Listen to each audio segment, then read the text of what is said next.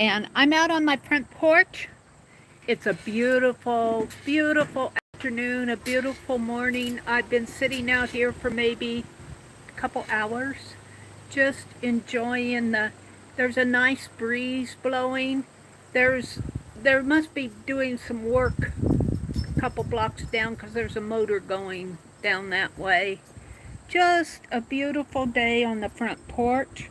My flowers are yeah, it's October. It won't be long, and I'm going to try to rescue some of them. I think I'm going to try to take my sweet potato inside in the back porch and save some of these ivy that are growing down. Let's see, who came in? Let me check comments here. Hold on. Live chat. Wait a minute. Oh dear. Well, anyway, what I wanted to when you chat, I'll see your message. I'm just holding my phone in one hand, so I missed who came in. I don't see who's coming in. Oh, there's Sonia. Hi, Sana. Welcome, welcome. Hi. Welcome, welcome, welcome. I'm not going to be on long. I've been practicing since Becky is not doing a stitch. Well, she didn't do one last week, so I don't have anything to practice on. I mean, to stitch, anything new stitch, so I've been practicing, and practice makes perfect. I've been doing the purl stitch here, the Tunisian purl stitch. I'm not so sure about the ends. They're a lot neater, but they're also, when you go from that last purl to just the regular basic stitch, I see a definite line in there, but I see it over there too, and then when you cast off, you see I'm about ready to cast off. But what I was going to share was on the purl stitch, you take and I only got one hand here, you take your hook, and you bring that thread over, and then you go under the thread and grab it and pull it through. But I found I always struggle with pulling that thread over while I'm crocheting. My hook gets caught in it, and I usually try 3 or 4 times to get that thread just exactly where it needs to be. But I have found when you do the basic stitch, you usually have your thread, your yarn behind the piece, and then you pull it up, just pull it this way. But I found when I'm doing that purl stitch, if I keep my thread, just keep it in front like this and pull it through the next loop, I don't have to do that motion of pulling over.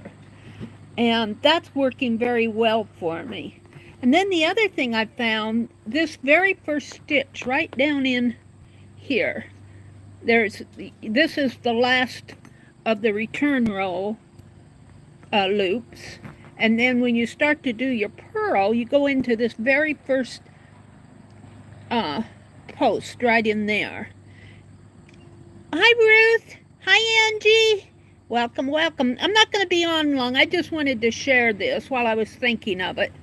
And I have found it's easier for me to find that stitch if I take this thread and pull it clear over and kind of tuck it behind while I'm working, just on the first one. And then I get it out of the way so I can find that very first, I've got a fly on my arm, but that very first stitch in there. That if I don't pull that over, it gets in the way. I'm just struggling to find it. But I'm very happy with how my practice blocks are going. I've done them, but my first blocks that I've done, you know, because I'm learning and they're uneven. I've dropped stitches, I've missed stitches. But as I go back, you know, practice does make perfect. I'm not so sure about how loose this is in here. I'll have to study that a little bit more, but at least it's not terrible. And I'm continually learning, And I'm going to try to do, we've done 13 episodes. I think I skipped episode 12, that smooth stitch. I tried it. I hated it. I said, I'll never use it. I'm not even going to do it. I'll practice my others. So I practiced, and I love the knit stitch. The knit stitch is just so relaxing for me to do. So I've been working on that, and yeah, here's my front porch journal I come out here on the front porch and I write, and I found I've got pretty long ties here. Did you know when the wind is blowing and my papers blow? Here's something. I take my papers, excuse me, a fly is annoying me, pestering me. I'll take my ties and just put them like that, and that keeps my paper from blowing. I do put rubber bands, but I'm constantly taking them off and leaving them someplace. Here I'm just listing the stitches that we've done so far. And then I'm going to go back and mark the ones that I've repracticed. Do my Inktober for tomorrow. I've been writing. I like to write in these journals, in my scrap paper. I practiced the rook here, and I did the knight this morning, and I practiced the queen. So you'll be seeing me doing these tomorrow. I may not practice all my game pieces, but the chess pieces I'm pretty unfamiliar with. So that's what I've been doing, and then I've been doing a little bit of writing. I had to call my dentist to make an appointment. You know, I've just been sitting here enjoying the afternoon. I was going to find this one piece in here. I was going to share it with you. It's a pocket. Where is it? It should be here. Yeah, I got a sketch. I did that on August 3rd. Where's my, I want to share this. It's an inclusion. Where is it? Here. I was sitting here, and I don't know what happened to the leaf, but I was sitting here, and I had a piece of, I chew this Trident gum, and I opened up the package. I was chewing the last piece, and I opened it up, and I'm using that as a tag. And then I had this little leaf fussy cut just stuck in here. And while I was sitting here, someplace here, a leaf just blew right in my lap, and it said, Meri, put me in your journal. And I can't find it now. It's here someplace. But I'm going to put it in where that fussy cut is. So, I wanted to share with you, I'm going to get up. I'm barefooted. Wait a minute, let me, I'm very comfortable in this swing. Oh, don't look at my bare feet. I want to show you our garden. We cleaned everything except for, I got one row of corn. Let me zoom in. I got one row of corn to do here. And I have to dig those out. I might just run some water on it because it's really dry. The garden's really dry. The dirt, we just have gotten little rain this summer. And we're going to till it all up again. And then I got my canna bulbs here on this side. And I'm going to wait until after the first frost to dig those up. But right there where my car is, right in there, we had a big old patch of sunflowers and tree branches, a big old pile of things. I'll bet we have taken close to 10 loads. We more than one day. I think we did 4 or 5 loads of yard waste one day. And then over on the other side, we had to chop down all the peonies, and we get these, I don't know if you can see it here, these little volunteer trees. We have to keep those trimmed down. I got them growing up over there too.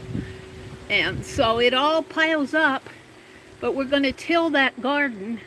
And then when see the leaves are starting to fall, when we get a lot of leaves, I'm going to rake them up after we till the garden and mulch the garden.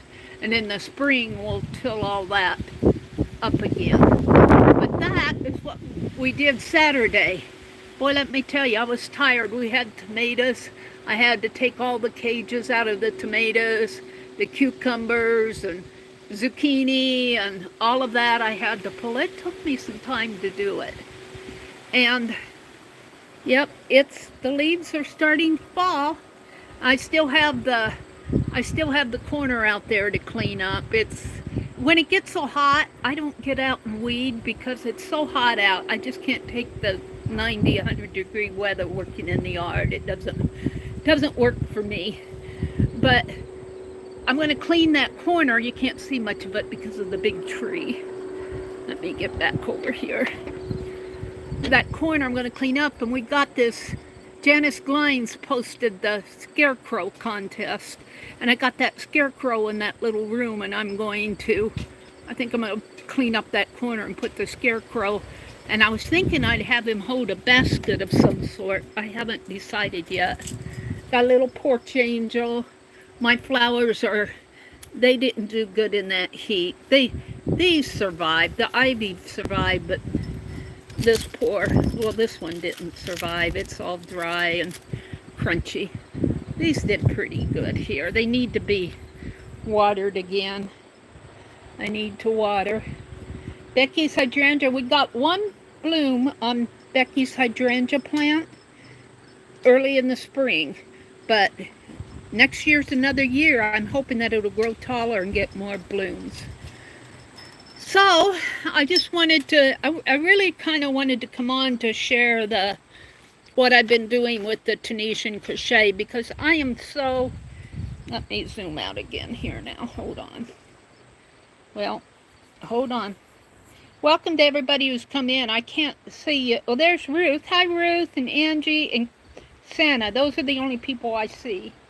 That I've been so enjoying Becky's, at Aunt Beck's Creations, her Tunisian crochet stitch along. I've been having fun with it. So I'm going to sit back down, and I'll probably have to gather up all my stuff here. And what time is it? It's about 3 o'clock. So it's time for me to go back in the house. I've been out here a couple hours. So thank you for watching. Thank you for letting me pop on just for an impromptu. And have a great day. I'll see you tomorrow morning at 4:30. Bye, everybody.